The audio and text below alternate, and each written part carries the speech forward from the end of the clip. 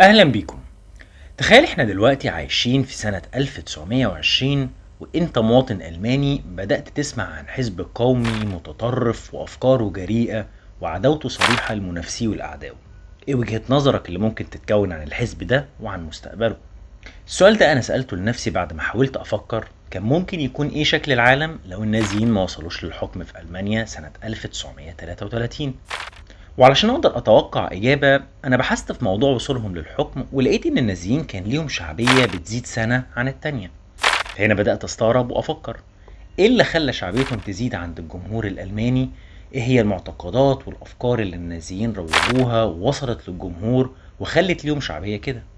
وعلشان اقدر احدد مقدار ونوعية المعلومات اللي كانت بتوصل للجمهور الالماني او حتى العالمي، حاولت ادور عن مصدر معلومات بيتكلم عن اخبار وافكار النازيين من ساعة ما تكون الحزب النازي.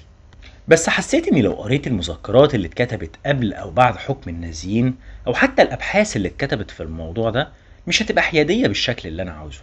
المذكرات ممكن حد يدعي فيها انه كان شايف النازيين خطر من البداية، والأبحاث عشان تتكتب اتوفرت ليها معلومات ما كانتش واضحة من 100 سنة للعالم، فبالتالي النتائج مش هتبقى موضوعية.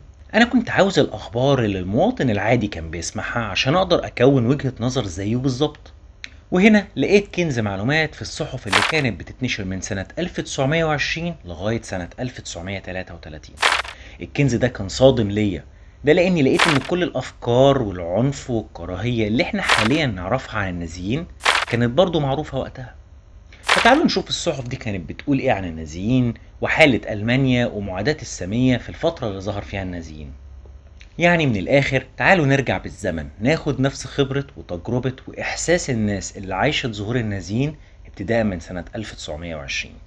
أهم حاجة المحتوى اللي هتشوفوه هنا مش موجود في أي محتوى عربي أو أجنبي تاني. أهلا بيكم في نباش تاريخ.